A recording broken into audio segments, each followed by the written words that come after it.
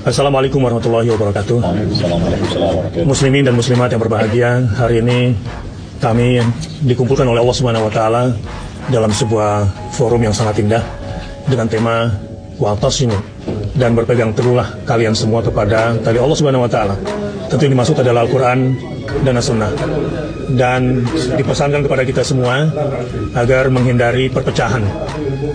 Sebagaimana kami duduk bersama di sini, pasti ada perbedaan di antara kami, tetapi persatuan umat, persatuan demi kepentingan agama dan bangsa kita harus lebih kita dahulukan di tengah perbedaan-perbedaan pilihan, termasuk perbedaan politik misalnya.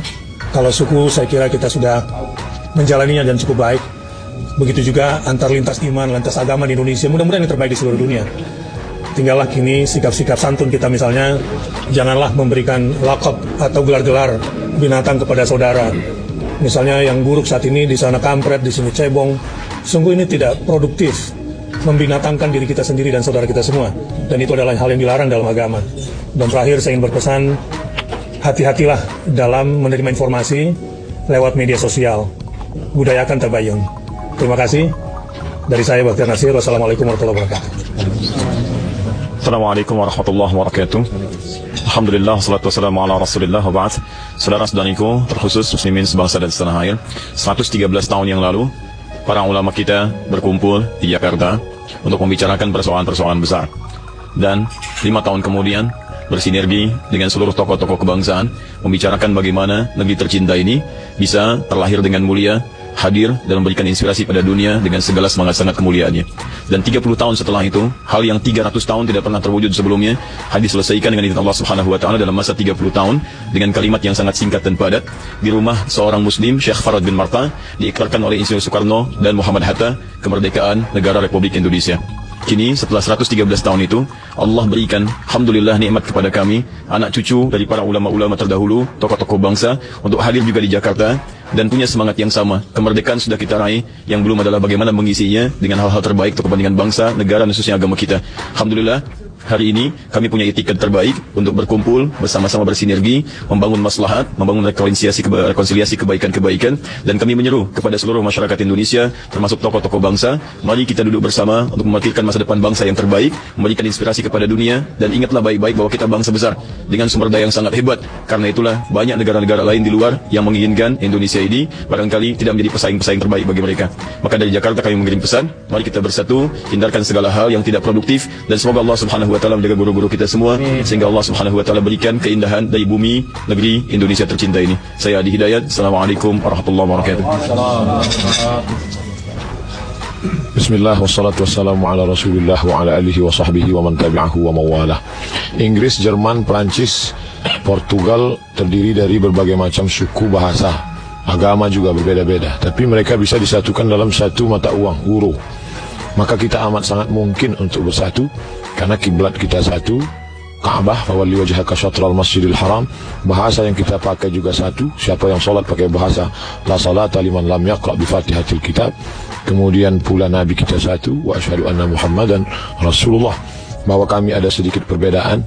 Mungkin Ustaz Fulan tadi subuhnya tidak pakai kunut, mungkin Ustaz Fulan subuhnya bismillahnya sir, Ustaz Fulan jahar, tapi kami tetap disatukan bahwa kami sama-sama salat subuh, menyembah Allah Subhanahu wa taala. Allahumma barik li ummati fi bukuriha. Oleh sebab itu, kesatuan persatuan inilah yang ke depan membuat kita bisa bersama. Kita sama-sama berdoa, Allahumma inna na'udzubika minal hammi wal hazan wal ajzi wal kasal wal jubni wal bukhul wa dhala'id daini. Kami jauhkan dari dililit hutang. Kita semua sepakat, apapun ormas kita, apapun warna kulit kita, apapun bahasa kita, kita tidak ingin dijajah.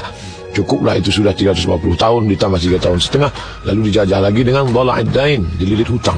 Dan kita semua sepakat harus membuat umat ini, karena kalau sudah dililit hutang, wa ghalabatir rijal, dikuasai orang lain, sehingga kita tidak lagi punya kedaulatan, kita tidak lagi bisa tegak dengan mata yang terang, dengan kepala yang berdiri sebagai bangsa yang merdeka, karena leher kita sudah lama diikat oleh hutang, malu. Bahkan ada seorang penyair berkata, malu aku menjadi orang Indonesia, tapi kami tak pernah malu. Kami adalah anak-anak bangsa yang cinta kepada negeri ini. Kalau engkau bukan saudaraku dalam satu keyakinan, engkau tetaplah saudaraku dalam satu kebangsaan. Terakhir saya ingin tutup bahwa kata orang menjinakkan buaya itu susah. Tapi sebenarnya banyak buaya yang buas menjadi jinak. Ada yang lebih susah menjinakkan pawang-pawang buaya. Hari ini dalam tanda kutip pawang-pawang buaya itu berkumpul, dan ketika itu satu foto gambar akan bisa mewakili 1000 kata. Semua orang berkata akan melihat, oh itu ustadz kami, itu ustadz kami. Mereka ternyata bisa duduk bersama melihat masalah umat ini. Mudah-mudahan yadullah ma'al jamaah, pertolongan akan turun dengan jamaah. Terima kasih. Assalamualaikum warahmatullahi wabarakatuh.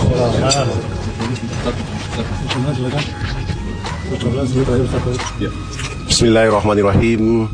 Assalamualaikum warahmatullahi wabarakatuh.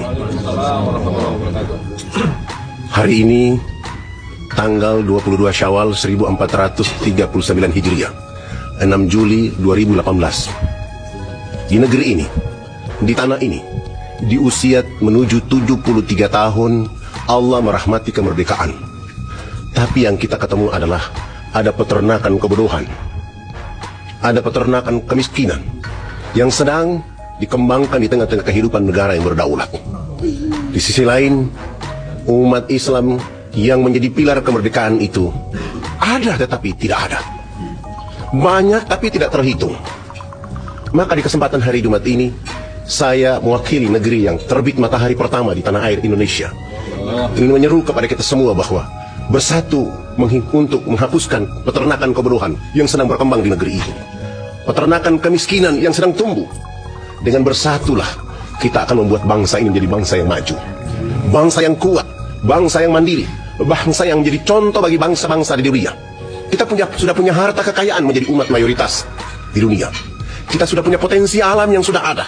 Kita juga sudah punya Quran dan hadis, dan kita didukung oleh Undang-Undang Dasar 45. Tapi kenapa kemiskinan terus ada, kebodohan terus terpelihara?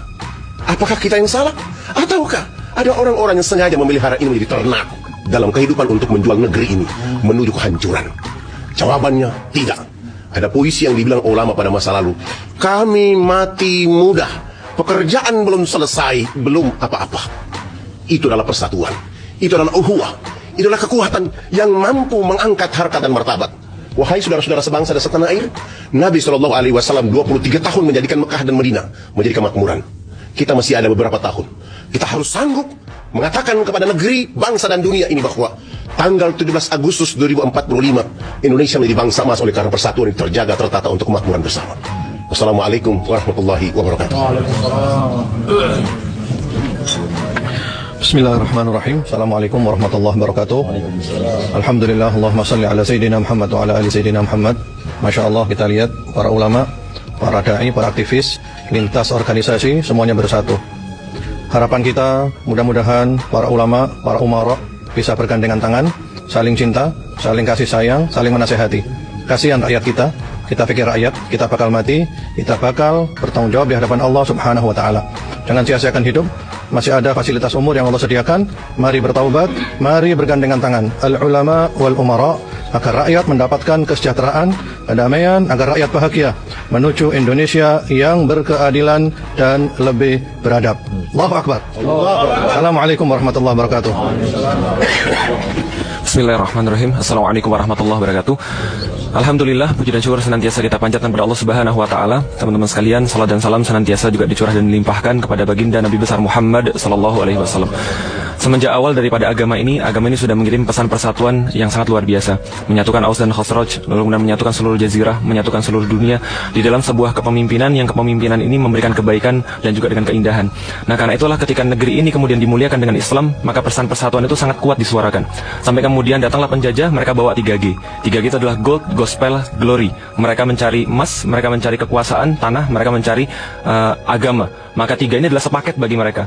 Maka siapa yang muncul ketika 3G ini dibawa oleh penjajah-penjajah dari luar? Yang muncul pertama kali di negeri ini untuk mempertahankan negeri ini, untuk mempertahankan orang-orang di dalamnya adalah orang-orang Muslim. Kenapa? Secara alamiah Islam akan berdiri di atas seluruh kezaliman, dan sampai kapanpun akan selalu begitu. Maka ini yang dikhawatirkan oleh para penjajah-penjajah. Ketika Islam ini ada, mereka tidak akan bisa untuk menguasai apapun semau mereka. Maka Islam akan tetap muncul untuk itu. Ulama-ulama kemudian memberikan pesan, jangan jual tanah pada orang-orang kafir. Kenapa? Ketika mereka menjual tanah pada orang-orang kafir, maka membahayakan akidah mereka, akan membahayakan kehidupan mereka semuanya. Ini satu paket 3 ini yang tidak bisa bisa ditawar satu sama lain. Nah, karena itulah ketika penjajah-penjajah yang lain datang, mereka tertarik dengan kemolekan daripada negeri ini, maka mereka yang mereka cari adalah bagaimana menguasai ini kembali dengan cara yang sama seperti kemarin. Tapi negeri ini tidak akan pernah habis daripada orang-orang muslim yang menyadari kesemuanya dan akan berdiri terhadap kezaliman, dan itulah yang dipesankan oleh para ulama. Mereka membuat kita sebuah jalur-jalur, mereka membuat kita sebuah aturan-aturan, sebuah batasan-batasan yang sangat indah. Pancasila itu adalah kemudian nilai-nilai Islam yang hanya bisa diartikan sempurna apabila orang-orang membaca Al-Quran. Karena itu ketika seseorang mencintai Islam, dia akan mencintai tempat dia kemudian berdiri. Ketika seseorang mencintai Islam, dia akan membela tempat dia berdiri. Ketika seseorang mencintai Islam, maka dia mencintai apapun yang ada di dalamnya, umat-umatnya, dan insya Allah kita mencintai Indonesia. Karena kita mencintai Indonesia, maka kita sangat mempedulikan bahwa ruh Indonesia adalah Islam, dan ini tidak akan lepas daripada orang-orang Indonesia. Dan insya Allah pada hari ini ulama-ulama mengirim pesan kepada kita semua bahwa insya Allah persatuan ini akan dimulai, akan terus dijaga sampai kita benar-benar akan memberikan rahmat bagi seluruh alam dengan Islam. Saya Felix Xiao, Assalamualaikum warahmatullahi wabarakatuh.